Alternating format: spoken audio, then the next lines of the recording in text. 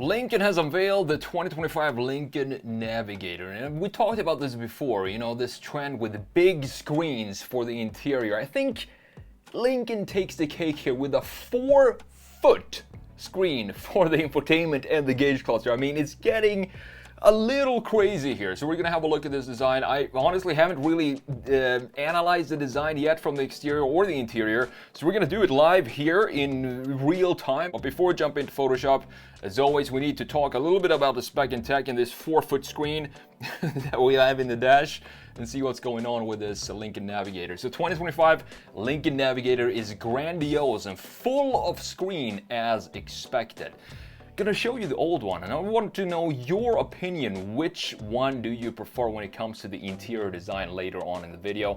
This is an article from Car and Driver. I'm gonna link it down below in the description. Now it has a standard 48-inch dash spanning horizon display for the interior.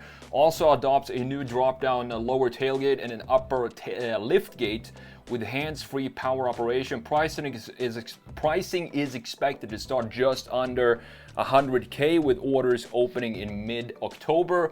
And this is the blacked out package. I can't remember exactly what it's called. Love the bronze color. It looks very, very clean. Also has some new graphics here in the front end. The revamped 2025 version adopts some features and design elements from the latest Nautilus.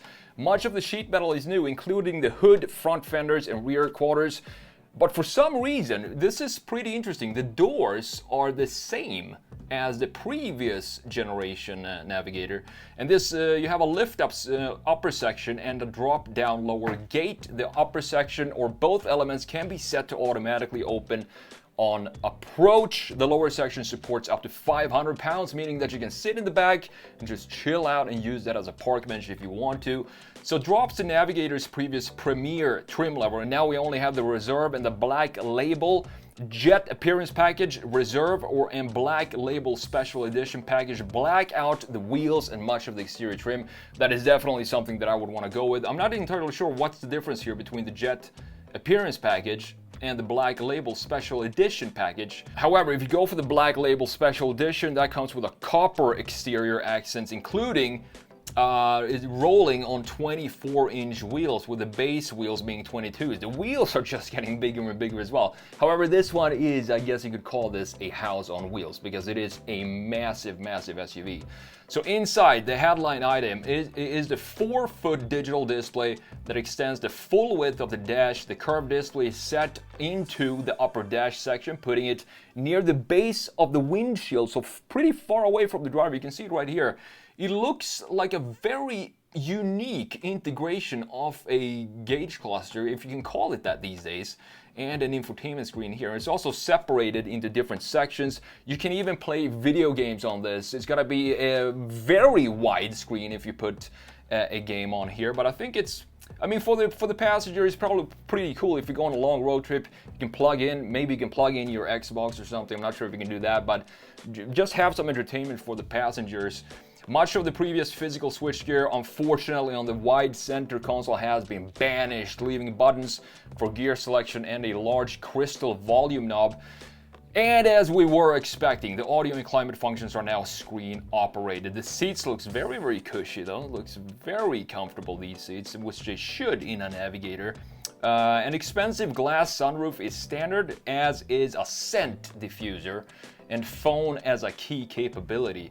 So when it comes to the powertrain here, the 3.5-liter V6 sports redesigned twin turbos, but the engine puts out the same 440 horsepower and 510 pound-feet of torque as before, and all-wheel drive is now again standard. I think it should be standard in this type of car. You also have Blue Cruise hands-free driving assist is also standard. It comes in two different wheelbases, so you have the standard and the L variants, and the L riding on a 9-inch longer wheelbase and stretching an additional 11.9 inches from nose to tail, and that is what you could, if you're into like camper van lifestyle, this would be probably a good contender to have as a home on wheels. If you remove the seats, except for the front seats, you would have a huge space in this thing. You were also right around in ultimate luxury. You can put in some cool stuff in there.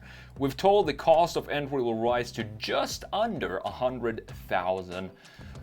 So with that said, let's jump into Photoshop and let's check out what's going on with this new Navigator. I really like the previous design because I think it has a classic look to it, and it also has all the graphic features on the right places that I would want to see. For example, we have this grille here. We have a clear separation of the top half, lower section. I also like the design of the headlights here. It has a very almost friendly look to them. It looks like it's a confident front face. That's what we want to have in a big Navigator like this. A little splash of chrome here. I'm surprised that they didn't put a lot of chrome on the new Navigator, which is, to me, it's a cool thing. I'm not a huge fan of chrome, but you can see the changes here. The big changes being that we now have a full, looks to be in a full light bar right here in the front end, and this just cuts through all the graphic components in the front. For example, the grille here, you can see that it feels like it should have a border here, but instead they decided to just splash or cut through this entire front end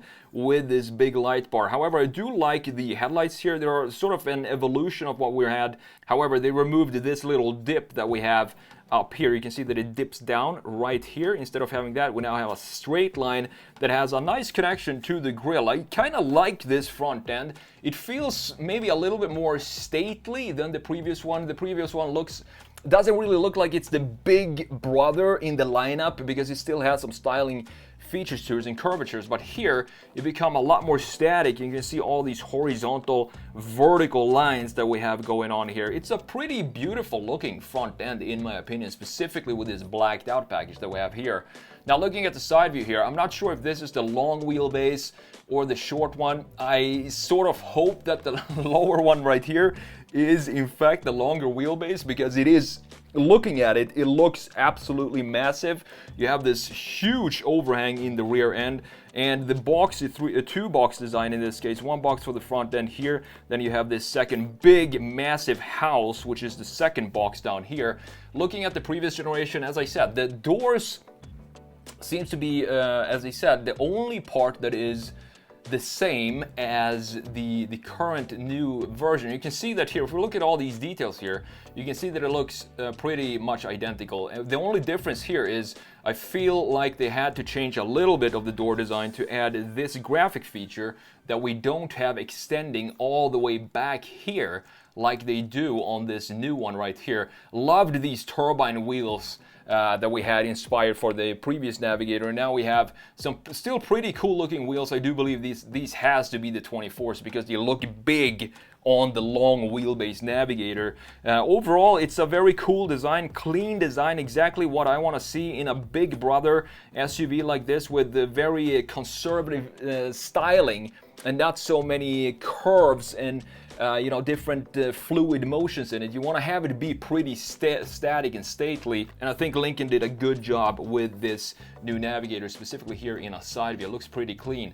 Last but not least, before I look at the interior here, there's a big change in the for the rear end here. The old one started to look dated just because of the graphic feature that is the taillights here. I also didn't like this chrome piece that we have right here in the middle. It looks a little luxurious, I guess, to have a little splash of chrome here and there, but I do think that is changing, and I do think chrome is going away for the top luxurious brands, and this is just a proof of that, just having these blacked out packages on the new Navigator.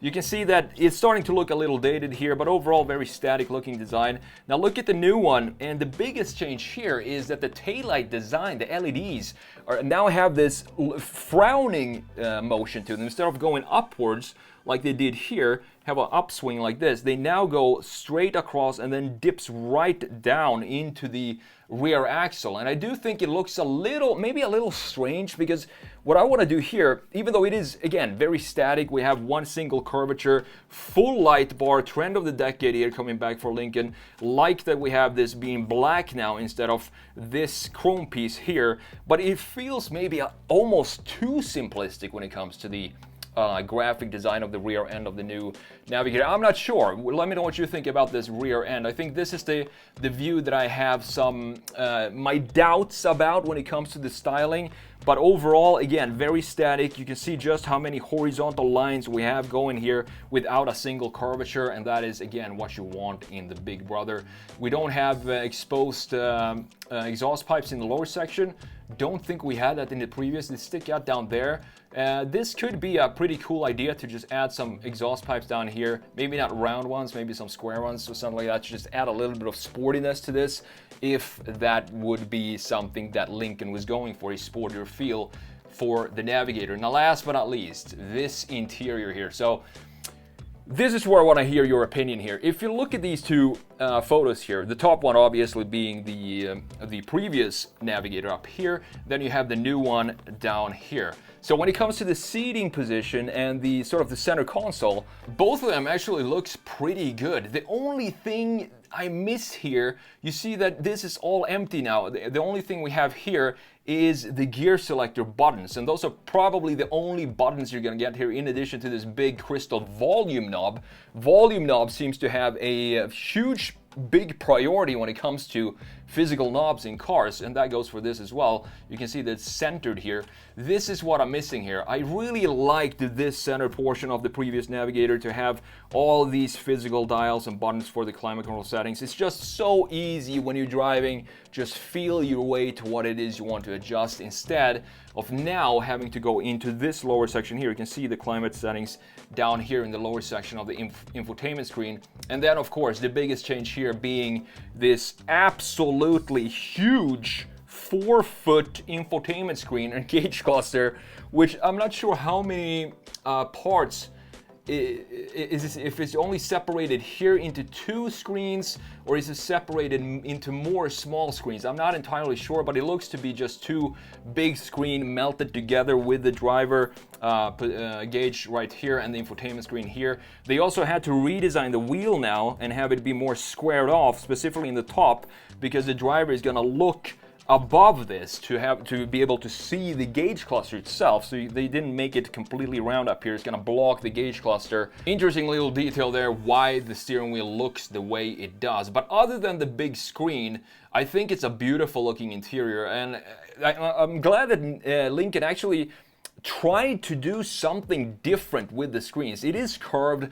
It doesn't necessarily look like it fits in here or has a clear housing around it or framing around it, but if I were to pick between these two, I'm still gonna go with this old previous generation, because this just looks so much better in my opinion. As you know, not a fan of the integration of this screen though. This looks like to be maybe a 14-inch TV right there, or right there on the dash, which doesn't have any sort of connection to what's going on behind it.